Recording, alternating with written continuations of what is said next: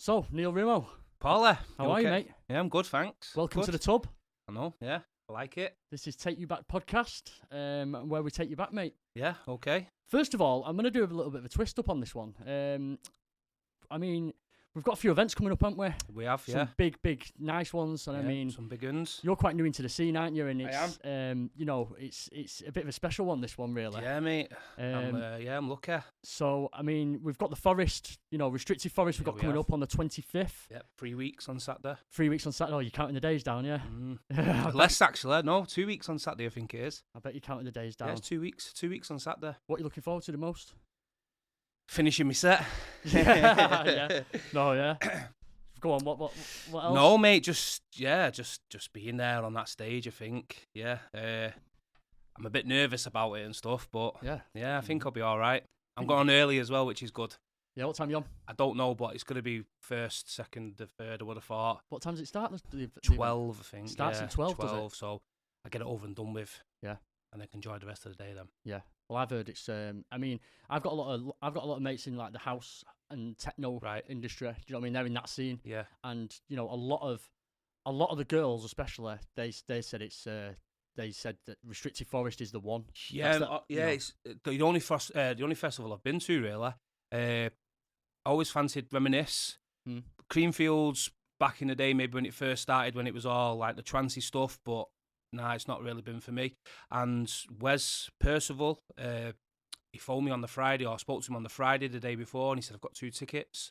This was last year, so I bought him and I went. And yeah, honestly, it was amazing. Yeah. Really good, yeah. And the mad thing is, I just started DJing then, or getting a bit of a name for myself and popping up on like the live streams and stuff that Steve Landy and Steve Rice and everything been doing. During the lockdown, that was, wasn't it? Yeah, during the lockdown. And yeah, I said to myself, well, and Becky, like the kid's mum I was with, I said, I'll be on there next year, me. And just joking around. Oh, yeah. I said, I'll be on there next year. And it was just like giving a bit of a nudge type thing. And yeah, we did Boxing Day for Gary at Truth. He was there. And like about a week later, I was still on a high from that because that was like my first night in a club. And yeah, I was still on a bit of a high. And then I just remember I got a message off Joe Wilson. Do you want to do the Forest? Yeah. Do you want to do the Forest? So I said, shit here, fucking hell. I ran upstairs.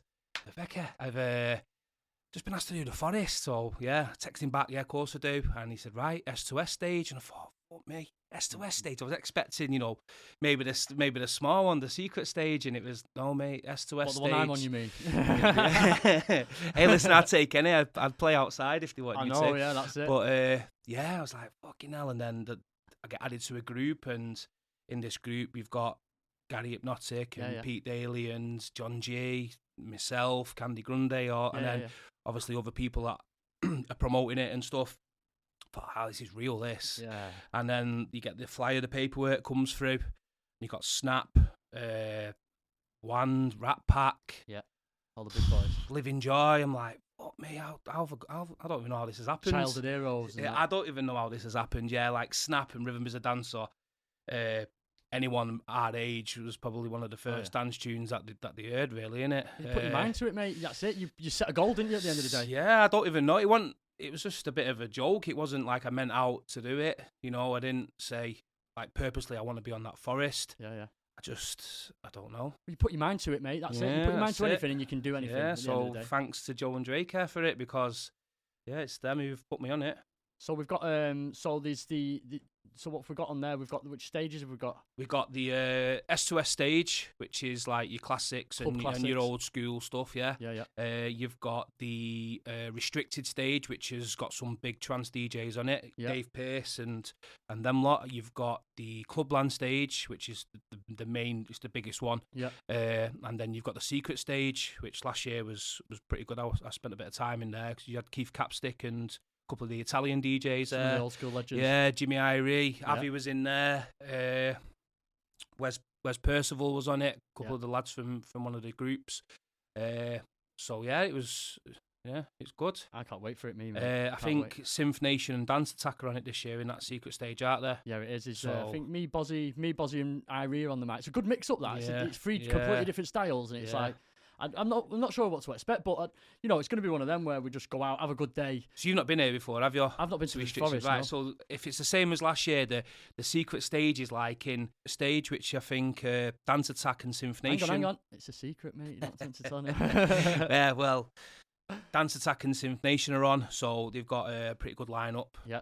Considering the Dance Attack lads are always top party and Wes and stuff have putting the Synth Nation together, and that's pretty good. Yeah, so it should be good all round, really. There's a bit of music for everyone. Yeah, that's it. What time does it finish? Like, is it 11? It's about 11 o'clock. I stayed till 10 o'clock last time, and drove back. I think Rat Pack was on, maybe last or one more. Yeah. Just getting dark as well, you know, so you're in the trees, it's dark, you've got the lasers running through, there's a bit of smoke starting to appear. Yeah, it's good. I can feel it's it really now. good. Yeah, it's really mate. good. So yeah, I listened to Candy and Grundy's podcast just before I come, just to refresh with things, and he said like he was nervous or there's a sea of people in front of you and anxiety's going through the roof listening to it, but yeah, I think I'll be all right. Oh, of course you will, mate. Of course you will. Yeah, it's like you say, once you've done that first mix, nerves settle. Yeah, and then you just You need me on the mic, on that stage just for that first hour. Yeah. That's what we need. Have to sort it out, mate. We've done a few bits together now, haven't we? I've kind of come back into the scene. The way I did it. Sorry, it's your podcast. No, all right. The way it's about me and you, really. The way I've come back into the scene is on Boxing Day. Yeah, I came down just for a night out. Yeah. Jumped on with Irie and Breezy. So you done that live stream with me just before. Remember when it was sunny? So you was the one that's got me back into the scene, really, in a sense. You know what I mean? And then Steve J asked me to come and he started having a chat with me after the Boxing Day. Yeah. And said, "How do you fancy jumping on the Oldskool Anthems residency?" And I was like, well, I didn't even really think about it. Do you know what I mean? Yeah. Because me and you had a bit of a fun day in the studio. Yeah. And then and I didn't really think about going out live again. And then from there, it's just progressed, and then I've ended up doing the podcast through it, and it's so quick. It's just snowballed so quick. Yeah, it's pretty crazy, mate. That's just my life, though. It's just it's not far behind mine, mate. 100 mile an hour. Yeah, it's not far behind mine. So that's on the 25th of June, guys. Yeah, so there's not many tickets left neither. I think Joe said there's less than 15%, which is if there was maybe 7,000 there last time. Yeah. Look at about 500 tickets left or something. Yeah, I'd say so, yeah. I don't know. There's that shit maths that I don't even... It's probably not far off. It's better than my maths, but yeah, it's... Someone work it out and tell us whether we've got it right or not. It won't be far off, so yeah, there's a few tickets left, the £40. Yeah, I've got a few upstairs, actually. If anyone wants any, give me a shout. I've got some VIPs and some normal ones there, so just give us a shout if anyone wants any. So yeah, that's the 25th of June. On the 26th, actually, the day after... We've got a vinyl market over in Blackpool. Right. It's at Food Bar's Rum Bar, and it's Smoke and Forzers. It's basically what they're doing is setting up stalls. That's MC Smoke, isn't it? MC Smoke, yeah. They're setting up stalls, £20 a stall, so you can bring it's a dance vinyl market. So some gems in there, lads. Oh, there will be some gems in there, yeah. I mean, but there's going to be some legends walking about and having stalls there as well. You can guarantee. Wes Percival will be round there. He likes a vinyl. Everyone's going to be like zombies, aren't they, after the forest? But so yeah, I'm going down there. I'm going to set up the podcast. It's going to get a few people, whoever wants to come along and just do a little bit of a 5-minute interview of where they come from, what they're doing, and what vinyl they've bought. What they're looking for. Yeah, that'd be good. And it's a bit like the Antique Roadshow. Yeah, that's it. What's he called? Him, David. David, I know you. David Hasselhoff. David Dickinson, that's him, yeah. Hasselhoff. I don't know, mate. That's Baywatch. So I'm going to be giving a little bit of merchandise out for people that come down and do the podcast, and we'll get them out as little snippets, and we'll record it all. Good. We'll get it online, and that should be good. So that's a bit of a plug there as well for that thing, and then. I mean, we'll just take it away now. We're going to take you back, mate. This is where it begins. Take it back, right? Well, where did it all start for you, Neil? Well, Salford. Yeah. 1981. Yeah. So what age does that make you now? 40, mate. 40. Scary, mate. I'm close up to you, mate. It's I'm nearly scary. there. Honestly, 1 minute you're 18, living life. Next minute you're pulling grey hairs out you there. I've not got any yet, I don't think. I've got a few, mate. Yeah? Yeah, once they come, mate, that's the end of it. Might as well give up now. It's just a start for you, mate. Oh, mate, I'm arsed about grey hair. It's just the start for you. This is where it all begins. I know, mate. It's like I'm a bit late to the scene and stuff, but I have been going out and been part of the scene since you've been part of 1998, mate. I went out when I was 16, maybe 15, 16 in school. Yeah. Snuck to my mate's house. That's what I told my dad. I'm staying at my mate's. Yeah.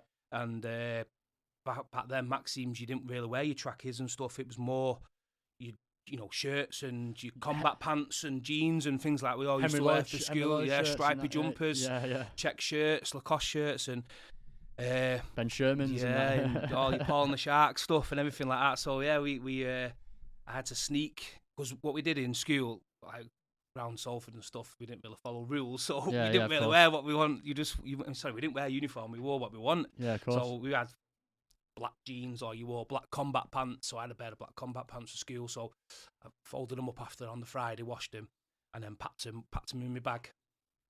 Got my little Rockport jumper. Said I'm staying out with my mates, and then I did go to my mates, but went to Maximes. Got the train up, shit it, thinking. Older than 16? 15, 16, 1998. So wow. What would it have been then? Yeah, 16. No, not 99. Yeah, 1998. Yeah, 98. So yeah, I would have been about 16. I think it was like volume 9 or something. Who was on? It was Zone. Yeah. It would have been Stu Davis and stuff, I think. Yeah, I can't really remember. Yeah. I didn't really know much about Maximes then. I just kind of got into Maximes. I was more Fever.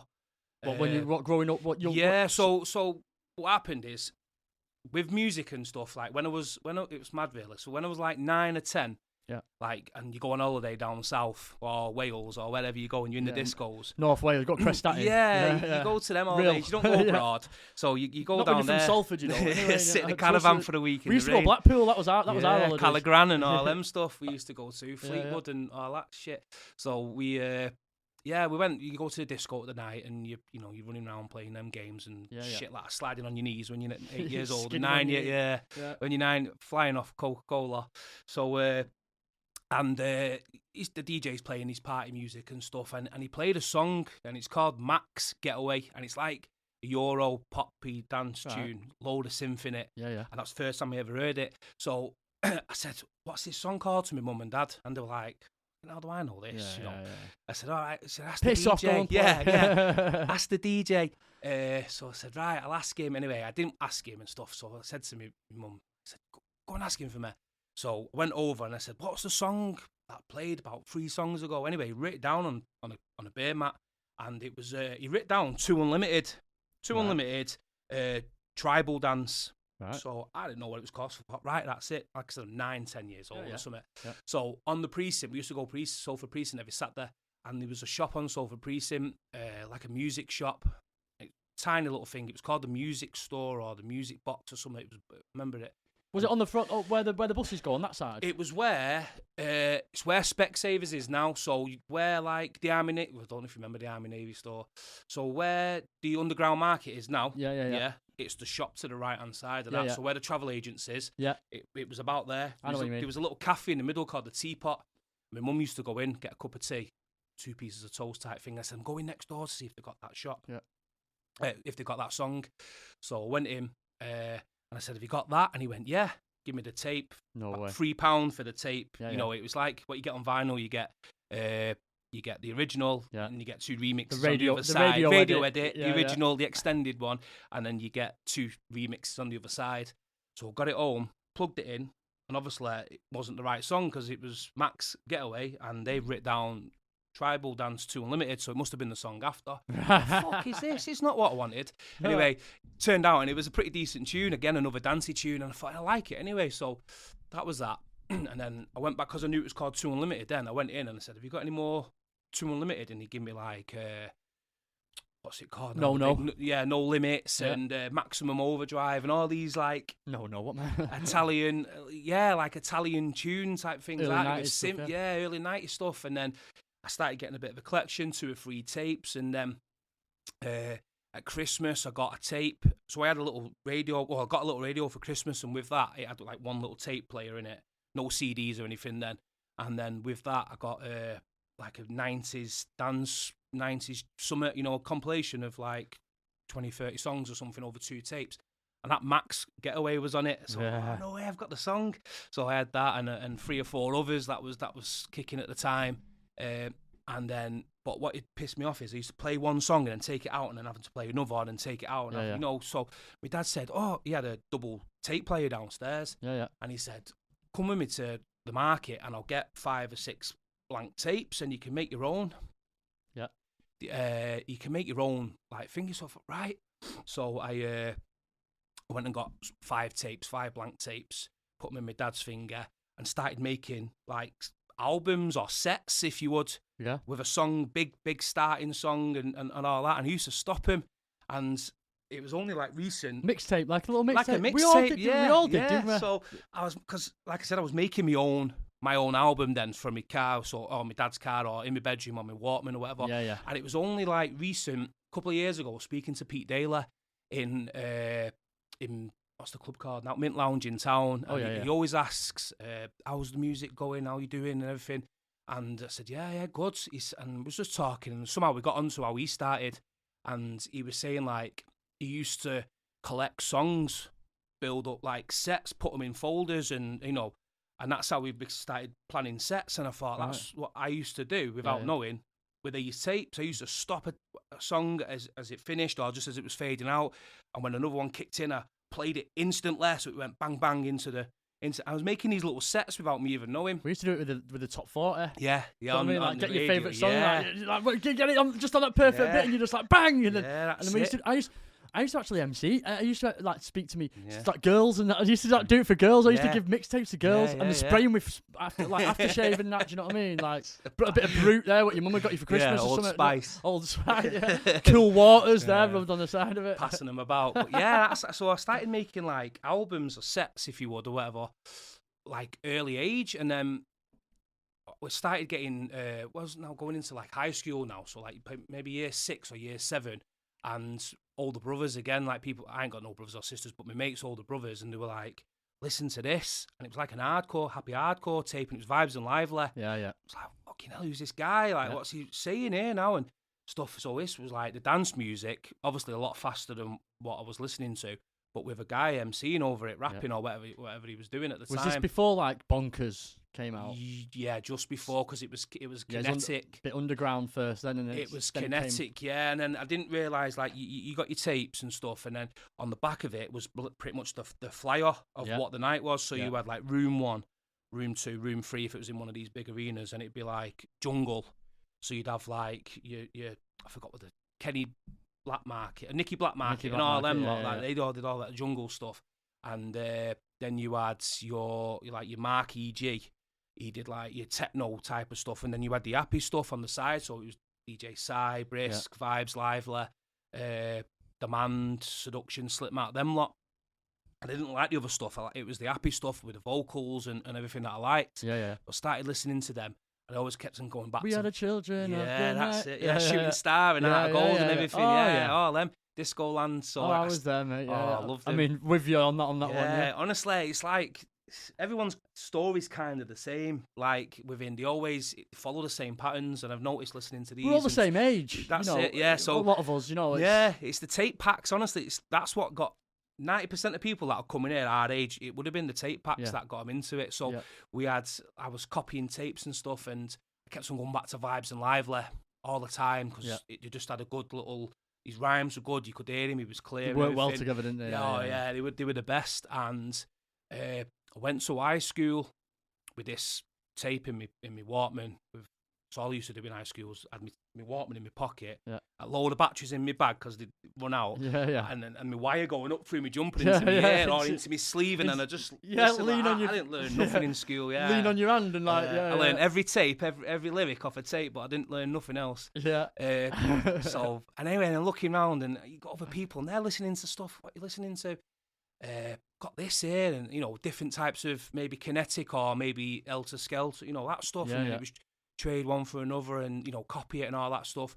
And then I had a lad in my class. He's just actually liked the podcast, Anthony West. So this is him. He gave me his older brother. He said, "Listen to this," and it was Barristers. Right. So it's the best tape I've ever heard. Yeah, and it's on YouTube, and it's Barristers. I think it's Fever Barristers, 94, Funky B, Part 1 and Part 2, tape, Side A, Side B, 45 minutes each, and I never heard anything like it in my life. Yeah. It had, so Funky B was DJ'd, it had Kane MCing, I think Panic and Impact was the other 2 MCs, AJ went on it, and it had tunes like Take My Way, Slip and Slide, Change, You Got Me Burning Up, Music of Your Mind, all the anthems, all the big anthems were just on this one tape, and I was like, fucking I got shivers then just thinking about it. Yeah, and I thought, wow, what a tape! And the MCing is perfect all the way through. Honest, it's one of the best tapes. So if anyone's not heard it, get it on YouTube. So that was your go-to. That's my go-to tape. I still listen to it now. It's on Oldskool Anthems on their YouTube page, so just have a look for it. And mate, it's unreal. Get the plug in there, like it. Oldskool Anthems. Yeah, he's all right. You know Steelander. Fever 14 was mine. Yeah, I heard you say that on one of your podcasts that you used to listen to Fever. So that was my tape. That was my main tape, and then it was Funky B, and I don't think any mention of Ricky was on it. It might have been before Ricky or something. I can't really remember. And because they're so rare, these tapes, it wasn't like we didn't have them in volumes. You might have up in Blackpool, but we got Coolers 95, Coolers 96. That's all it said on it. Yeah, didn't say anything else. Copied that many times off all your mates. Do you know what I mean? And we just used to hammer it. You know every single lyric off by our from all the MCs. We was writing them down in the back of our maths books and stuff like that. Me and the lad who used to sit next to me, and anyway. So I had this tape and I was listening to it. I passed it around to a few of my mates. They all liked it. Yeah. That then. Yeah, go on, carry on. We all liked it and stuff. Oh, that's my phone, that. Sorry. Yeah, so we passed it round to a couple of our mates. They all liked it. Yeah, like it. And then to another one, another mate's older brother got this sequence. That's what we used to call it in Salford. It's called sequins, but we used it just you get given a tape. It's got sequence on it, and that's you can't really hear what the MCs. No one could read in Salford. That's what it was. So DJ Rick, anyway, it was this Coolers 95, right? This tape, and it was everything all right, yeah. Yeah. So it was this Coolers 95, this tape, and oh mate, it was the X. People know it as the X-Files tape, and that's another belter. Yeah. So they're music's changing now from your hardcore stuff to your Italian syntha type well, that's stuff. That's what Fever brought as a whole themselves. Anyway, they were Ricky was saying and Baz on their podcast. They kind of took the Italian stuff from the zone just to rob the crowd. Yeah. Do you know what I mean? Because that's what it was like back then. Early. Because they're hardcore. They're hardcore. Do you know what I mean? They love the hardcore. Yeah, that's it. That's what Fever was based around. That's what the whole backbone was. If you listen to some of the early Fever stuff, it is a lot hardcore, and there's a few jungle techno type of tunes and stuff, and you think, just wanted to rob more people, didn't they? That's all it was. Clever, mate. I know. Yeah. Why not? That's what it is. But no, it was just then I fell in love with it. That was when I thought, wow, this. I didn't care about any other music. I didn't care. Oasis and all that stuff that was big back in the early 90s and stuff. I didn't give a shit about it. It was just these tapes, me collecting them and listening to them all day.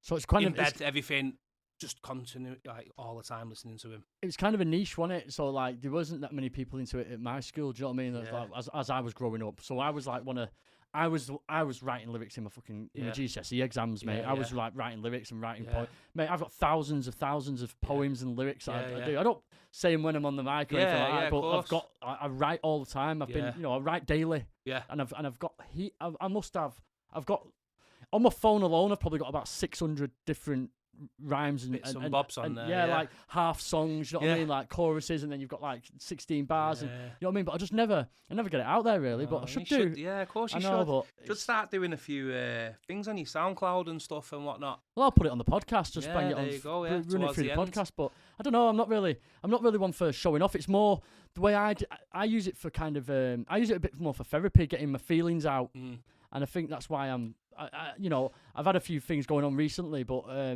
lot of good songwriters do stuff when they're under pressure and under having a bit of a shit time. They write some of the best stuff, don't they? Easy was on about it when he came in. He was saying about that's the best time to do it. You're more creative. You've got shit going down. Yeah, mate. You've got your heart's in your stomach, and something's happened, and it's the best time to write, mate. And to get it out there, because you've got to talk about stuff. Do you know what I mean? You've got to talk about these problems that you've got, because if you don't, it builds up inside, and you end up exploding, and that's what causes depression. Yeah, that's a bit like me. That I don't say much to no one.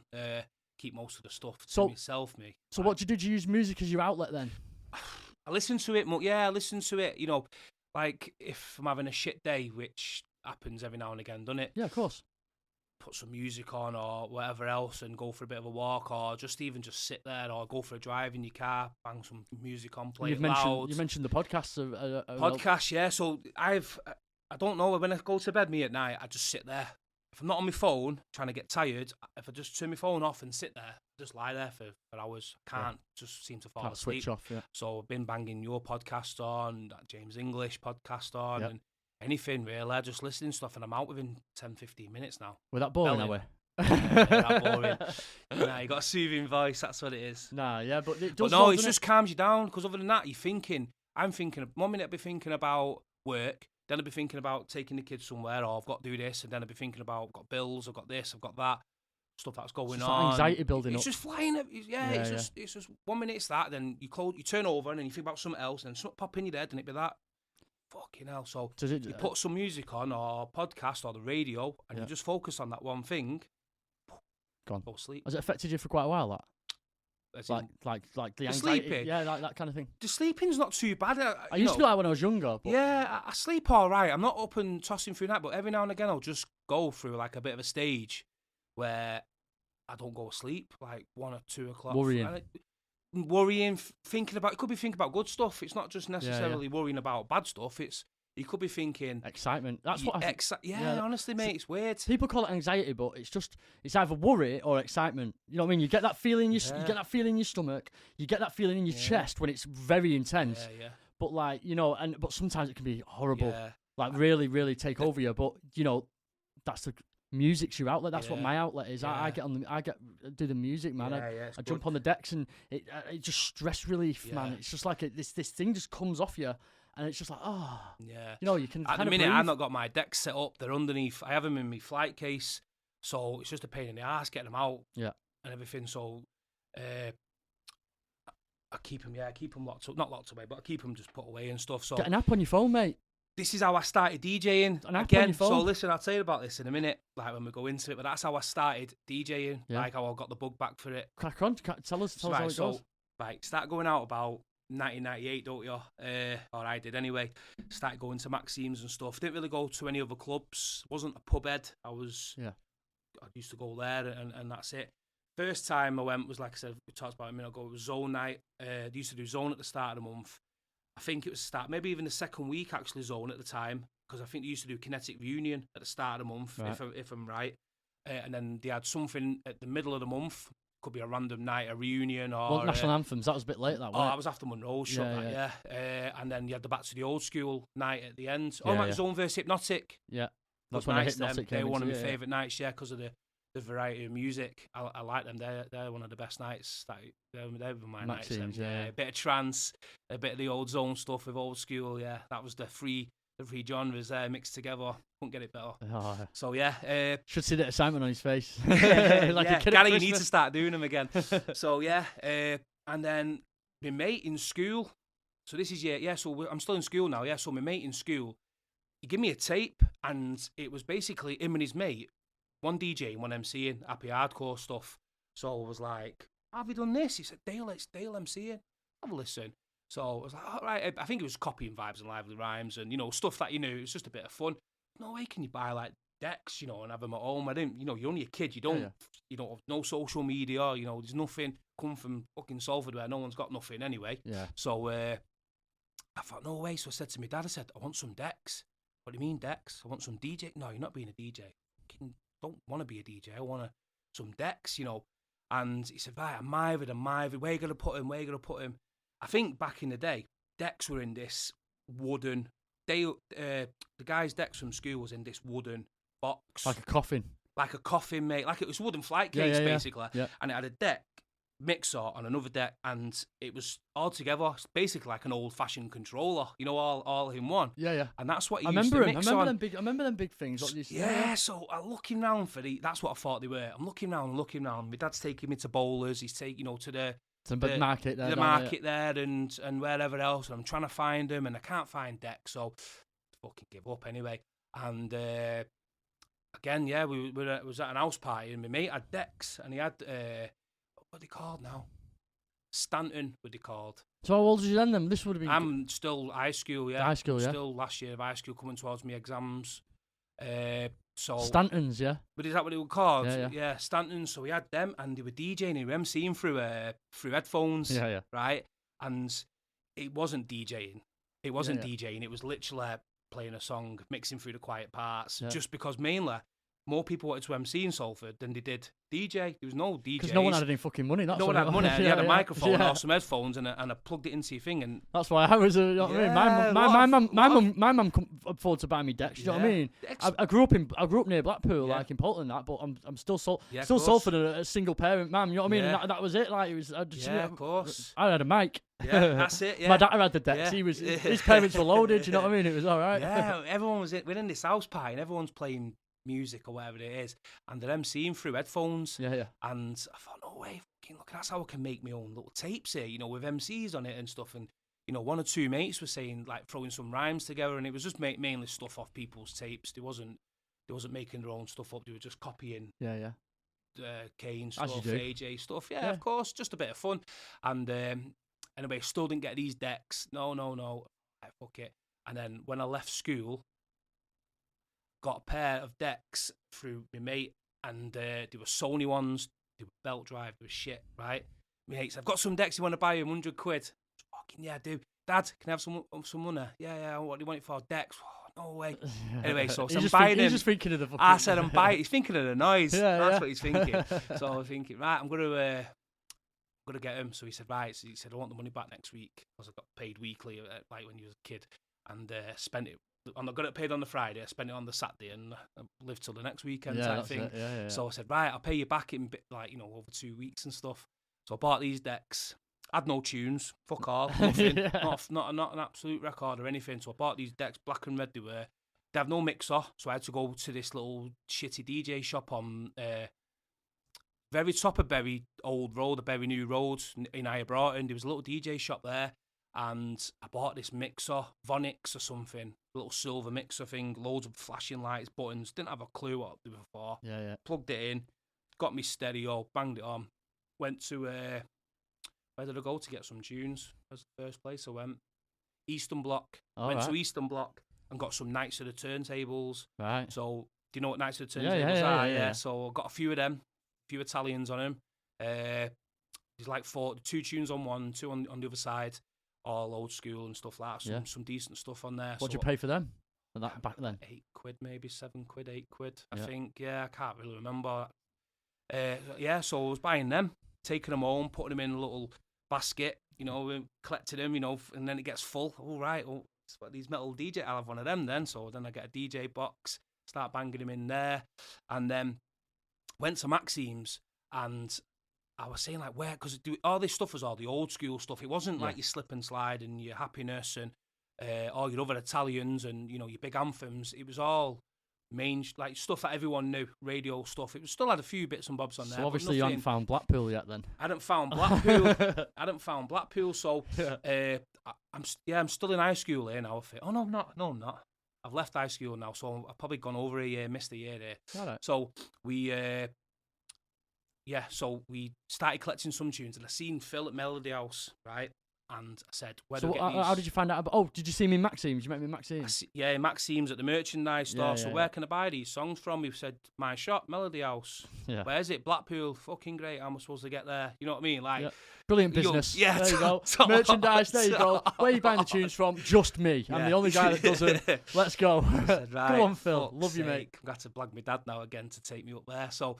I said, Dad, I found a shop, does all the tapes, right, all the tapes and all the fingers, and like round about then, my mum passed away, so my dad did anything I asked him for, like he just was kind of a bit, felt a bit bad or anything, so it was more like, anything you want now, like, first of all, it was like, no, you know, just chill out a minute with all this shit. And then obviously probably because my mum was ill and stuff, I didn't probably realise. Just thought about it then actually. And then he used to take me up to Bond Street. It was, wasn't it? I think it's 53 Bond Street if I remember. Yeah. Melody House, and it was chaos in that shop. I don't know how he knew everything in there. I looked over the counter and there's vinyl everywhere, and you just go, "Have you got that?" You go, boom, got it out. I used to look at the porn videos and that on the yeah, it was with my dad, so I kind of had to side-eye him. And then I looked at this. I remember paying for this record, whatever it was, and I looked to the left of me. Fucking all these tapes on the wall. Yeah. Wow. 1 minute. Put that vinyl back. What's this? Sequins, original ones. Yeah. Original. I thought, okay, like jackpot. Original Sequins, original Zone. I thought, fuck me, I've got them. I've finally found them. No one knows about this place in Salford. I'm telling you. Boom, boom, boom. 2 tapes. I think it was 2 for 12 quid or 2 for 15 quid or something. I think it was 2 for 12 quid off him. And so that was that then. So I bought them. My dad bought me the vinyl anyway. Like, I get it, yo. Can't remember what song it was. It was, I say exactly what song it was. JK Beat It. Oh, right. So that was your first one from Phil, but it was... That was my first one from Phil. It was a white label. It was, you know what? I had JK Beat It on the other side. You still got it? No, I've not got none of my vinyl. Have you not? JK Beat It. It was a white label. On the other side of it, had Michael Jackson, Billie Jean. How random's that? Right? So, don't know what the fuck it was. It was that, but anyway, it was JK Beat It. Buzzing. Loved the tune. Got it. So I can't remember what I paid for it. Wouldn't have been expensive. I wouldn't have thought if I was buying it because I was only starting off. I wasn't paying big money for tunes. So I took his number. Anyway, he said, "If you want any tip, where are you from?" Salford. Yeah, you remember me from? Oh, right, yeah, I think I do. Probably didn't, but yeah, I think I do. Yeah, right. So he said, "Send us your address. Here's my address and phone number. Phone me, and I'll send you the tapes and do a credit card thing over the phone." So he took them. So I wasn't about to go Blackpool now. So every Thursday, got paid. Got my bank card. Phoned him. Got the new Sequence tapes or the new Zone tapes or what? I've got this, and this. Sending me details. Tapes come 2 days later in a little brown jiffy bag. Wow. Fucking here we go. So yeah, we had it on lockers, didn't we? Oh mate, I had fucking everything. The only one I got it at the end, and it wasn't even that good. It was Zone Volume 1 at Maximes. I had them all. I had this black like drawer thing. Yeah. And you could keep adding to this drawers. Like the old tape things. Yeah, I've got OCD, me, so everything was in order. So Zone Volume, I had this one spot at the start that I didn't have, because I think the earlier volumes didn't have part 1, part 2. Right. I think up to about maybe 9, 10 or something, 11, only had one part to it. See, I was never good at shit like that, mate. I used to lose it. I still do. Oh, mate, I can't. Never left my house. I've still got the tapes. Stuff. I've still got them. I'm rubbish at it, mate. I can't collect stuff. I'm shit at organising things. You know what I mean? I'm like, I went through them vinyl the other day. It took me like literally 12 hours to go through 50 vinyl. Do you know what I mean? It's like, and then I've just put them all back randomly, like a knobhead. Do you know what I mean? It's like I can't. I'd love to be. Vinyl's a nightmare. I'd love to be that person. Keep organised, because it's just you can't see there. It's just a load of stripes in it. You can't see nothing. But your tapes, I had them all. Volume 1, Volume 2, all in Volume the spines, 3, all in the spines. I had this one space, Volume 1, that I would never put anything in it. In fact, I had a blank tape in it just so the tapes didn't fall forward. And anyway, I got it. I can't remember. I think I got it from X Records Volume 1 in Bolton. Did you? Randomly. Oh, if you used to go to Spinning, where they used to sell the Maximes tapes, the Zone tapes, it was only Zone at Maximes or Zone vs Hypnotic. Gary must have been taking them. Yeah.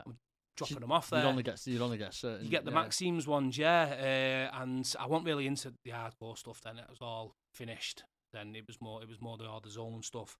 And when he went up to Bolton, though, I can't remember. Just went to Bolton Baths. Right. Went to Bolton Baths. Walking around the town centre, fucking around as you do as kids. Was Bolton Baths where they used to have that little wave? Morrison's. That wave thing. Mate. Bolton Baths was mint. It was, wasn't it? Yeah, you used to get the bus from outside Pete Worthy's hairdressers on Tootle Drive. Yeah. Number 20, whatever it was. Drop you right outside for about 50p. And it used to be £2 or something in, and you spend all day in there. Yeah, and did them rubber dinghies going onto the slides that went outside, and the wave pool, mate. Oh, it was unreal. I remember our racer nearly killed me in there. Yeah. It was a top place. I'm gutted that went. That was kids missed out there with that mint place. Yeah, the baths are shit now. They're just swimming pools out there. But this was a proper place. Yeah, like being abroad with slides. Wasn't it? Yeah, that was it. Yeah, that thing that went round the thing. Yeah, the travel pool or whatever it's called. That used to just float you around. Brilliant. Loved it. It was mint. And so we went for a bit of a mooch, like a couple of my mates, and we popped into this shop, X Records, and then this is where I heard about the Dance Factory. So gone in, seen all these zones. Oh, zone, what's that? Flicking through them all. Zone at the dance factory, zone at the mill. Okay, I'll have these.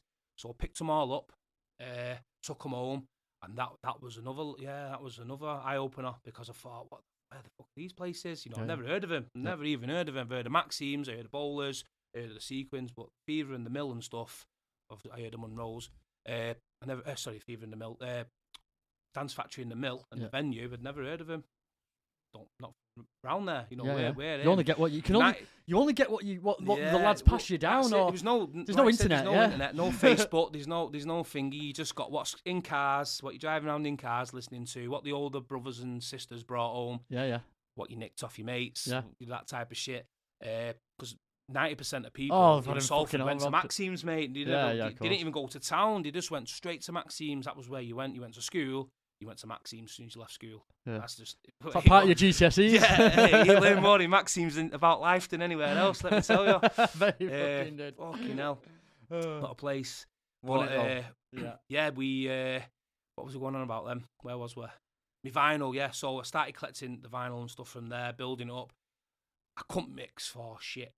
I was just mixing. Basically, I was just playing. Yeah, you're right. No. I was just playing the songs mixing them through the quiet parts, just so I can again make these tapes. Yeah. Didn't know anything. Like I said, I've got bad OCD, so your pitch is there. I always had them in the middle. Yeah. I didn't realise that that's how you mixed. I knew that you counted your beats and all that stuff. There's no one to teach you. No one taught me. There's no DJs. Like you had DJs, there's but no YouTube. They're not. There's no YouTube. There's no DJs. No forums. There's no like the DJs were when we was like kids and stuff. We thought they were these big fucking superstars. You know, can you teach me how to DJ type thing? Like I said, because I've got OCD, I'm thinking.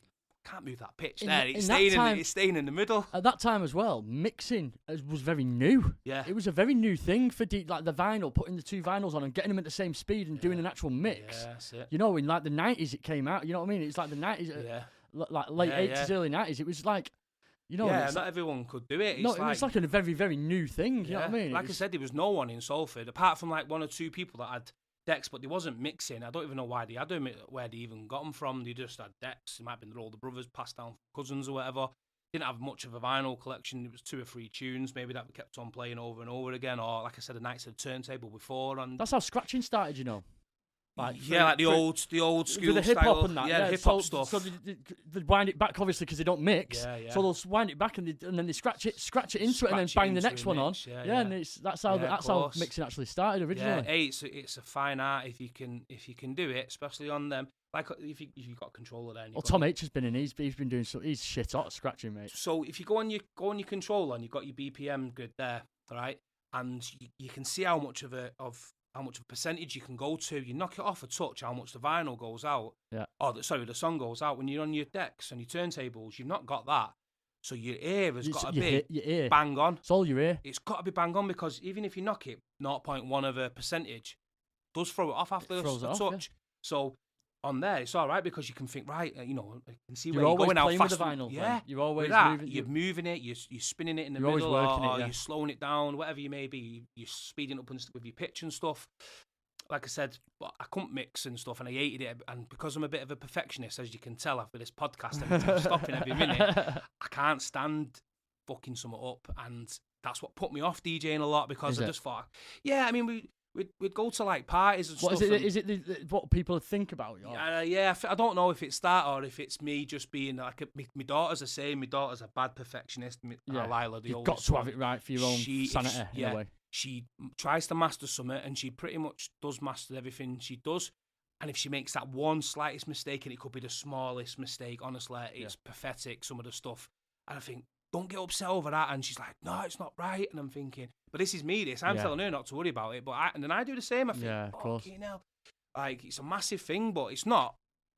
And it was when I was a thing. But now I've got a bit older and I've started listening and looking at DJs and watching some big DJs, DJ at nights and stuff. And they might make a mistake. They laugh it off. Yeah, and I'm thinking, no one's asked. No one in this club really asks. No, no one in the club knows. No one in, that's it. Only a DJ knows because you're listening for it. Do you know what I mean? Like you're listening for that. The beat's going out. Yeah. The people that are raving their heads off, rushing the back out. They don't know if you've missed a beat like two bars in. Do you know what I mean? Like whatever, you know. And it's like, that's it. But we do because we criticise. Yeah, I criticise everything I do. Everything I do, I criticise, and I'm my own worst enemy really for it. So yeah, that's what I mean. I just thought one day, and I spoke to Gary Hypnotic, and it's when I started doing these live streams because my first live stream was with Gary. Do you mind if it's Oh no, you're fine. Right, yeah, it's on. Yeah, you're fine. My first live stream was with Gary. It wasn't meant to be with Gary. I meant to do mine. Gary meant to do his. He was doing them already. And Steve Landis and Steve Rice said, do you want to do a live stream? Right. Shit it, what do we need? So when was this? What year was this? Oh, this is recent, this. All right, sorry, we've gone back off track here. Let's go back. So, sorry, we'll start again. Oh, it's all right, go on. So anyway, I got these decks and I'm trying to mix and I'm pissing me off and it's just, I wasn't enjoying it. Right. I started collecting all the tunes, then I put them away, stopped playing with them. So what was that the end of that? No, not really, because then I kept him because I liked him in my bedroom. I liked looking at him. I liked my two little metal silver record box. Kevin and Perry was out. Yeah. Getting to 2000 now. I'm thinking, I really want to do this. Yeah. I'm watching them DJ on Kevin and Perry. They're not even DJing. I watched the film the other day. It's the worst fucking pretending to DJ I've ever seen in my life. They don't even do. They're fucking embarrassing. But anyway, the top film. Bounce started coming out. It's 2001, 2002. You started getting one or two tunes that was in the zone. I think Gary was bringing a couple in different stuff. You had like your Anthem 2 come out. Yeah. Your Cocker. The music was slightly changing from Italian stuff to that, and then you had like your trancey type stuff. Your so it's more hard house, wasn't it? Hard house, yeah. Hard house first, and then that's progressed into bounce. Yeah, you had the fat, the Lisa Lashes stuff, and the fat bass, whatever it's called, the Blade tune. Yeah, the Blade. Yeah, that was Operation a big one. Blade. Yeah. That was a massive. I still play that now. That was it, mate. That was around about 2000, wasn't it? Yeah, that was a huge change in like the clubbing industry, like for clubbers in a way, Well, the music started going on telly then. If you you had your Kevin and Perry, you've got your Blade. Technology started changing. Yeah, you was kind of getting a bit more. Dance music was getting everywhere. It was on adverts. It was on everything. Was coming towards dance music now, wasn't it? And it was getting massive. And like I said, the digital era. Yeah, that's it. And so I was still picking my vinyls every now and again, going HMV, finding some tidy tracks, and my little Hyperlogic, my little green record. I loved it. Yeah. Speaking to Candy about that weekend, you know what it is, Hyperlogic. Only Me. Oh yeah. Yeah. Tiny little green record, 7-inch record, I think it is. Green, it's mint. And started collecting some of them then, the tidy tracks and stuff, and it was going to a bit hard house then, bit of trance. You had Coming On Strong with your Signum and What You Got For Me, Scott Mack, and what else was there? You Love Struck and all that stuff, and your CRW, I Feel Love, that tune, yeah. So they were starting creeping in some of the mixes, and you was listening to it on the Zone tapes, and you had a bit of an Italian, and then you had a bit of one or two trance tunes if you were testing the field with it all. And then Dougie Rascal popped up in Maximes. Remember Dougie Rascal? Zone. Unreal. I remember the name, yeah. One of my favourite DJs. And he worked at Spinning. Right, okay. He worked at Spinning in town, and I was speaking to him not long ago. With Sarge, Pete Sarge. You know Pete Sarge? Yeah, Sarge worked there, didn't he? And Demand owned it, didn't he? I went to uni. I went to SSR School of Sound Recording with Sarge. I forgot about him. Top bloke, mate. Absolute top bloke. Yeah. I was in touch with him recently, actually. And because through a friend, and I've not, and he mentioned me.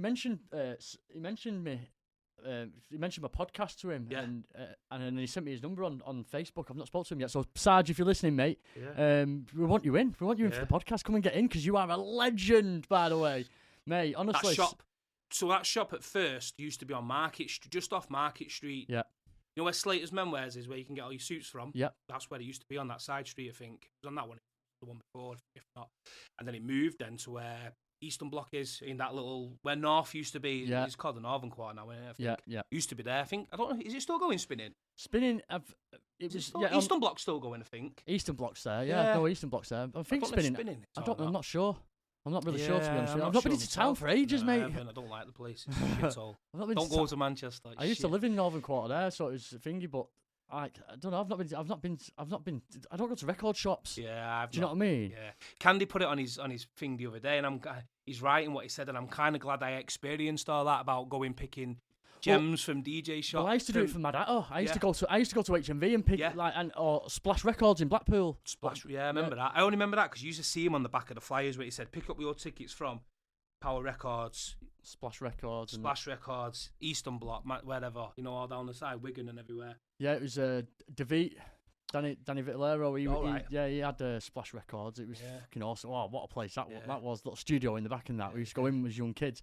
That's where I first started getting the original tapes from. Right, That's my Sanctuary tapes. Oh, right. I first got the Sanctuary tapes from there. Yeah. And do you know what? Sorry to say this, David, mate, if you're listening, mate, but I remember going in there as a kid at about 14, and we robbed some Sanctuary tapes, mate. Honestly, I think everyone's guilty at nicking. You wasn't working in there at that time. I think it was his dad that was working there. And behind the counter, I think. And sorry, you've had enough money out of me. And we robbed some tapes. We ran out the shop, mate. And do you know what? That's the only time I've ever really pinched anything from a shop, and it breaks my heart. But it was a fucking brilliant tape, and I treasured it forever. I think I've still got it somewhere. I used to wait when you used to pick up the tape packs, and you'd have one blank tape in it. Yeah. Oh, it pissed me off. I feel like it's not recorded. You take the tape back, but I've not got a blank tape, mate. Give me the next one or something. But yeah. Anyway, I was speaking to Dougie Rascal. Yeah. Not long ago, just about shit really, because he doesn't DJ much anymore. Right. And I'm thinking, why you don't do any of his own stuff and stuff? Because he's one of my favourite DJs, and he kind of changed the music a little bit. He started playing your like a bit hard housey type of stuff, Dutch. I think he said there was some Dutch tracks and stuff that he got. It was like your Dream of the Dolphin, cricketer tunes and stuff, things like that, and Critical Mass, House Builder, all them type of things. And he mixed them with the Italian stuff. Yeah, it just worked perfect. It was just great. So the music started to change then. So I got back into it again. Sorry, mate. Just Tom H is ringing me. Should we answer it on the podcast or what? Should we see what it's saying? Hello. Hello. How you doing, Tom? That's a familiar fucking sound. How are you doing, Tom? I remember you from the 90s. Do you? Well, so funny you should say that.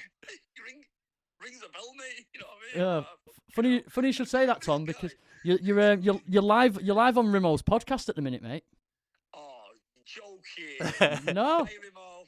You all right, mate? Mate, I can't believe I've opened up with the fucking worst. I don't usually. Anyway, good evening, everyone. The weather's been really nice. Hope everyone had a great day. I certainly did. Paula can get to fuck. I'm never ringing him again. See you later, mate. I'll call you later. See you in a bit. Just a little cameo role. Tom H. There you go. Tom H in the house, everybody. Oh, yeah. So, Dougie Rascal, he started changing the music for me. Yeah. I started to like it a bit more and got back into like collecting the tunes and stuff again. And basically it was just collecting then. It was playing them just while I was getting dressed and stuff like that. I give up on the mixing. And I went and asked, I remember going to Wigan Pier. I asked one of the DJs, because you could get to the DJs a lot closer at Wigan Pier. Didn't you? Could Maximes, could you stand right next to him? Yeah. Went upstairs. I don't know who it was. It might be Ben Trengrove or him, Welly, or who's the other one, Mikey B. You always find that the DJs, whoever's DJing like now, we would like as an MC as well. Yeah. I was next to the DJ. We was all next to the DJ box, watching what's going on, trying to get noticed, trying to get recognised, finding out what's what. You know, and it's like, well, I asked him. I said, how do you how would you become a DJ? Like, best way to get into it? And he went, put your own night on. Oh, sake, I'm supposed to put my own night on in a club, I didn't really. So I'm listening to your podcast with Avi and all them, and they're putting nights on at cricket clubs. And there's no way in Salford they would have let you put a night on. 16 I was, mate. When I put my first event on it would have got 16 stopped. At a place called the Ashley. It was a conservative club. And I was actually 16. It was called a Beefer Nights at first. Right, yeah. And like just to draw people in. We made our little flyers. Yeah. We did all that, and that's how we started. And I used to MC, and mate, it was fucking banging. It was absolutely unreal. That's it. But in Salford, though, obviously it's different, and the people are different, and the pubs are no clubs, but the pubs are different. And you can imagine what it would be. Full of the old blokes. Yeah, and you'd put an old school night on in one of the clubs or a dance night, whatever it may be. Everyone's moaning everyone from all over the areas. and it's just trouble waiting to happen. Yeah. And there's no way he would have got shut down before he even started. So yeah. that was the end of it. Then I actually thought, I can't fucking DJ. I'm never going to DJ. Pointless doing tapes in my fucking bedroom. Yeah. Fuck it off. And that was that. So then you get a bit older. How old was you then? Probably about 18-ish, 19 or something. Yeah. 20 maybe at the latest. And then I thought, right, I'm going to do my bedroom up. So I fucked my decks off, sold them on the loot. Yeah. I packed on the loot? Fucking the loot, mate. Packed them up. I had 12 10s then. Did you? Yeah, I had 12 So you were 10s. serious about it then? Well, in Salford, you always end up with something coming. Fell off the back of a lorry. Yeah. I've got these decks for you here. They've come from somewhere. I'm not telling you where they've come from. Do you want to buy them? Yeah, Don't tell anyone you've got them. Chucked out of a window. Fuck's sake. Yeah, I'll have them, bring them round quick. So, yeah, that's how, so if your decks ever went missing in 1998. Rimo's going to get... It's not me, it's Rimo's my mate. Going to get smoked. Yeah, my mate knows who it is. If he's listening, he knows exactly what he's done. Cheeky cunt. But nah, honestly, it's one of them things, innit? You grow up on the estate and stuff, yeah, and that's that. It happens, innit? I'd be gutted now when it's not right. So if anyone's listening, don't do it. But yes, it's dog eat dog, innit? Back Salford, in the day when you're a kid, mate. No one had fuck all, so you had to probably take someone else's poor stuff. But yeah, anyway, I ended up. I sold them on the. I sold them in the loot, and gutted. But I just wanted to get my bedroom all done up, change it all around. I think flat screen tellies might have just been coming out then. Yeah. Wanted a new big telly, put it in the corner. I wanted to start getting better clothes and stuff. And I was going out, clothes were there, then pulling the sharp jumpers, like with the buttons down the side. 200 quid. I only got paid 200 and bit quid. Girls are starting coming into your life though as well. Yeah, a bit more like whatever. Right, that's it. Take all my flyers off the wall. I had fucking millions. In my bedroom, I had a chimney breast and an alcove. And the big alcove had my decks in it. My small alcove had my TV in it and my PlayStation and stuff, and my bed went along there. And then, but it was neat, wasn't it? But everything was perfect. Yeah, I had a clean bedroom. I had a clean bedroom. Yeah, everything was neat. Yeah, so and all my posters. This is what I was about to say. And my big poster in the middle. It was what were they called now from bowlers? Asylum. Right. So they had Asylum nights and had all weird like zombies on the front. Yeah, so the big all trippy and that. And trippy as fuck, mate. Big posters. So I had them on my chimney breast, all perfect about like all neat and stuff. Yeah. And then I had all like the little zone ones that was like diagonal. I had all them in a line like in the middle, and started collecting other bits and bobs. And some of them were shit nights that I never even heard of, but I just might like the flyer. I used to, that's same as me. Yeah, mate, and I used to try and get 2 flyers. Affleck's Palace used to be full of them all the way up the stairs. Yeah. I used to grab all the best ones. Try and get like 2 flyers of the same one because front and back. So you had your Maximes one, it had the big X on the front or Zone or whatever on the back. It had the line-up. Yeah. So every time. I put them all there and stuff, and I took them all down, ripped them up, binned them. Did you? Oh mate, my stepdad binned mine. I think about it. It gives me anxiety to think about it. I think no way. Like I try. Mate. It's a memory innit? It's stuff. I know stories of picking them up and where I was and just remember the shops and thinking. We used to travel for them, travel for your flyers, travel for the best one. Honestly, mate, I went to Wales once. It breaks me out. On holiday with mum and dad, and I popped down some high street. It's always all these tape shops and all that. They're always in like little seaside villages, aren't they? Yeah. Gone into this tape shop. There's a DJ. That's where all the ravers are. That's where all the techno. It was really going. I thought, fucking hell. I mean, nothing in there for me, like music-wise, but I picked up a load of flyers, mint flyers. I don't know what the nights were, but so anyway, I was picking them up from everywhere, and I just remember little things. And then the nothing, you think, fuck all, there's pieces of paper with fucking DJs' names on the back of them or little pictures on the front. Now you think that? No, well, I didn't. They were my life, man. I used to travel. I loved them, all mate. over. Honestly, like I said, they were all dead neat on my wall, and they all was in finger. It was just, I just went through a bit of a stage where I thought. Like was getting a bit 19, older. 20, then I thought, I don't want this on my wall, fuck it all off. Painted my bedroom, binned them all, sold my decks, had my vinyl, couldn't sell the vinyl because I didn't know anyone, like I was putting it in their vinyl for sale, but you had 200 fucking records or whatever you had. You couldn't list it all on in the loot, like So I ended up just keeping the vinyl for ages, and I give it to one of my mates who started DJing in around about 2004, 2005, and I said, have him. Buy him off me, like type thing, but it gives you 20 quid one week, and 10 1 week. You don't see. How'd you do it? I probably sold them for 50 quid. It was stupid. I look back at myself now and think, what a dick. We do that when we're younger, don't we? You do these things. You got to just live by it, innit? Sorry, just stop you there. What were you saying about you posted it was in the middle? I remember my poster was in the middle. Do you ever remember going to you just got HMV and they had them in the HMVs, all the big A1 in the posters. in the frames. Yeah, in the frames. Yeah. And there was one. It was a chess. It was a chess piece. Right. And it used to say hardcore porn on it, and it was an orange one. Oh right, yeah. And I used to have a UV light in my room. Right. And I used to draw cannabis leaves in that as well, Right. and I used to like draw them, and I used to like neon. So Yeah. everything used to like neon in there. But I had this Yeah. big fuck off a poster that said hardcore porn, and he's got a spliff in his mouth, and it's this black porn. Yeah. Mate, it was the bollocks. Well, it was the centerpiece. Do you know what I mean? It was like it made you as a person, didn't it? It was well, like I swapped mine for movie ones, like them big ones. Talked about this on the last one. It was They're about this big, weren't they? About the size of that, but probably big, double in width. A1. Yeah, is that what it is? Yeah. So I swapped for them. So I was picking up like Menace to Society, Boys in the Hood, Friday. I had them three. They were the three I had. 1, 2, 3, and like across my wall. Pulp Fiction. Pulp Fiction. Mate, yeah. All them stuff. So I swapped them for them because I did like a bit of something on my wall than being playing. Anyway, so like I said, that was the end of it. Then I got rid of my decks and the vinyls went slow. I'm still going out. I'm still going to all the nights. Still loving it. It's just that I couldn't mix, and it pissed me off that I couldn't mix. Wow. Oh, that's a shame, mate. I just fucked it off. Honestly, that's how bad it is. I think one day I'll just think, right, it's gone. Can't do it. So what got you back into it then? Well, what got me back? I always listen to my music all the time. So when we stopped going Maximes around about, so Monroe's shut, yeah, and I was just getting to about 23 then, 24 when Monroe shut, and Maximes started becoming, it was more bounce, Zone had finished, Back to the Oldskool had just finished, and it was mainly, the nights were kind of the same all the time. Yeah. Same DJs, same music. Maximes, I remember at the point, it was just like every week was exactly. I went because all my mates went, and it was a social thing, and I knew people from Stockport, Withenshaw, Bolton lads. I met loads of good friends from there. I speak to most of them still now. So I enjoyed going, but I wasn't going for the music anymore. I was more going for get me out of the house on a Saturday night. Yeah, the crew, like you got all the lads, going meet the out, lads, meet the girls, meet everyone. Exactly, that's where I met my baby's mum from. In there, and without that place, I wouldn't have had Becky and my kids. Well, I would have had kids, but they might not have been the ones I've got now. So, cheers, Hypnotic and David. Yeah, thank you, David.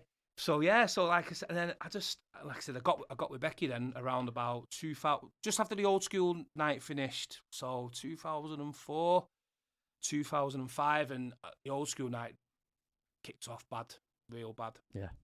And a couple of lads who we went with and stuff ended up in jail through the night. Wow. Probably heard the stories. And I just thought to myself then, it was every single week and every year, and it was just chaos, mate. And I was, like I said, I was getting people there younger now, 18, 19. I'm getting to like 24, 25, and there's 19-year-olds in there, and they want to take on the world and stuff. Oh, of course they do. And I just thought, beginning to not like it anymore. Beginning to think. Do you not think there's a bit of a trend with it? It's cocaine, mate. Cocaine came out. Cocaine. Everyone started taking coke. Yeah, but I don't know anyone that took it in Maximes. The clubbing industry changed. It's not maybe took it, but started selling it and doing it. That's what changed everything as well. A massive thing. There's a few different points that we can go through, like that have changed. One of them was a smoking ban. That fucked the club scene at that point. That was when I think Wigan Pier had a fire, didn't it? Wigan Pier had a fire when the smoking ban just started. Oh, mate. And they redone it up inside a little bit. And the smoking ban happened in between. Everyone just go out on the side. When you went in there, it stunk. It dispersed half the dance floor, though. I was speaking to the other day? I was speaking to someone the other day about it. I can't remember who it was. And we were saying, and it was like the smoking ban. Like, you're in Syndicate. Yeah, and then everyone's going out for a cig. Imagine how that feels for a DJ. Do you know what I mean? Half your ravers are outside smoking. Yeah, that's it. It killed it. Yeah, so like cocaine, mate. It killed the atmosphere. Yeah, of course. Massively. The ecstasy went and the cocaine came in, and it ruined it all. I think. So when I got with Becky and stuff, I was going Maximes, drips and drabs. Picking the nights I wanted to, chilling sometimes. Yeah. Because it was rough on. I was going out. Never used to go partying, me really. I was a bit more. I'm more sensible than the rest of my mates.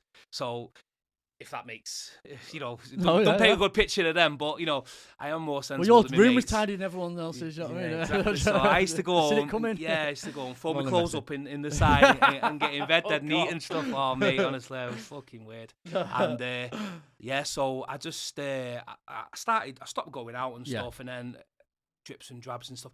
And then Ed Candy Retro started getting big. Then Blackpool then.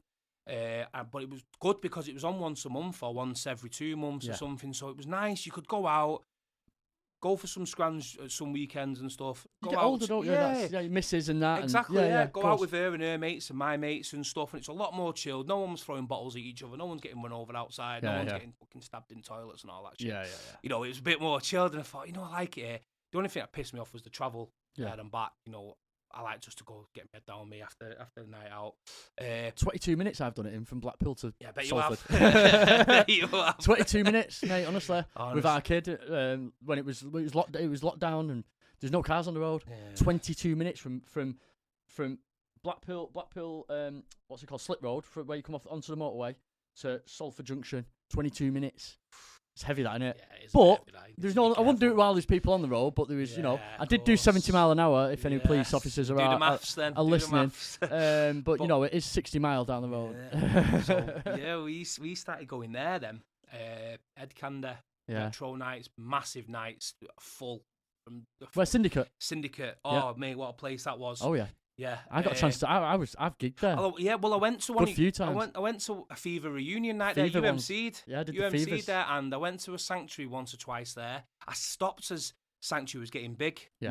A lot of my mates still used to go out and stuff. And Carner, Daniel Carner. Yeah, of course. He DJ'd for Sanctuary, so every now and again I'd go and watch him. And we went to Blackpool one weekend.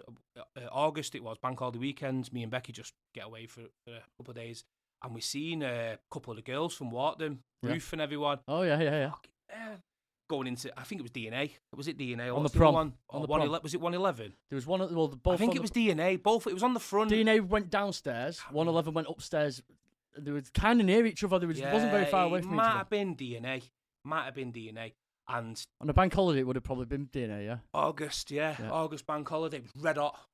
Proper hot. It was a top day, and we ended up in there, and like I said, everyone was there. You would have had everyone basically from Maximes, but all the good ones. Yeah. All the and it was a top night, and because all the rest were in jail. That's it, mate. Yeah, of course. And it was good. It was a good night, but I didn't venture out much to them nights. Only every now and again. Yeah. Only ever. I went to Maximes once, and it was like I walked in, and not big-headed or anything, but everyone kind of knew me in Maximes. Yeah. Just tall, big lad from Salford. You could go out on your own there.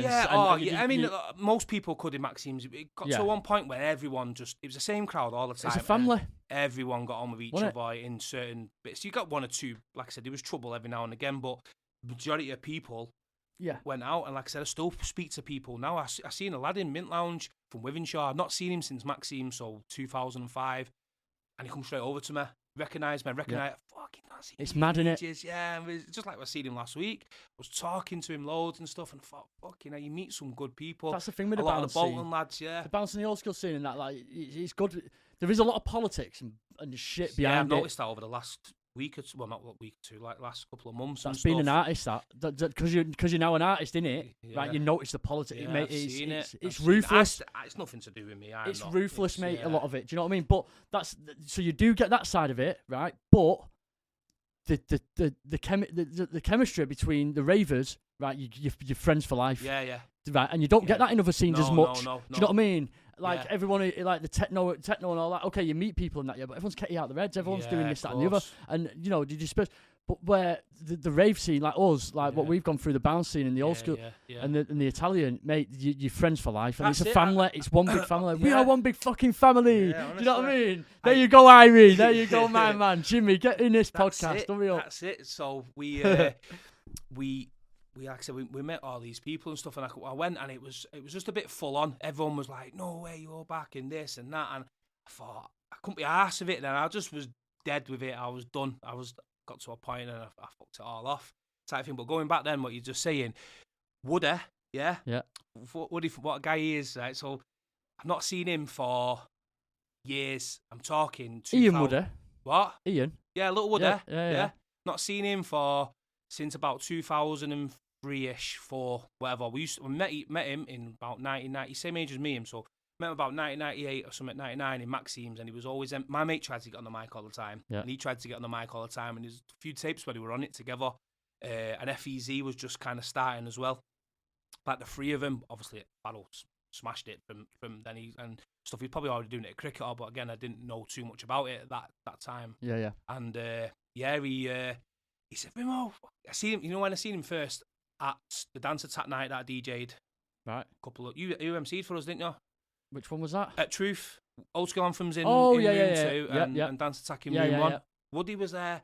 He's not on Facebook or anything. Changed, like didn't he? I didn't even recognise him. Honestly, I showed my mate, and he said, "That's not Woody." I said, "Fucking Woody." I said, "It's not Woody." I said, "It is. Go and speak to him." He said, "It's not Woody." I said, "Honestly, mate." I said, "Fucking 20 years. People change. We need that man in here soon as well. Oh, mate, he's what a guy he is. So from 18 to 38 or 39 or whatever he is, you change, mate. Of course you do. Anyway, so speaking to him and stuff and whatever, and he's not. I don't think he'd been out for ages. I don't think I've actually changed me. I think I've gone worse. Like, no, I've not gone worse, but I was speaking to him briefly because I was in room 2 and he was in room 1. Yeah. So briefly spoke to him and caught up with him and stuff, and then I went to see Candy at a pub in Bolton on Friday. Yeah. Said, "Come along, bring your USB and we'll play some tunes and stuff together."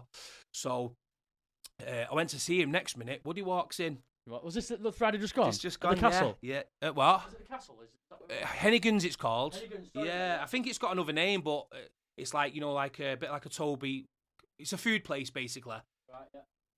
Is it all right? Yeah. It's a food place basically, but obviously Candy put a bit of a Jubilee party on. Yeah. And Woody walks in.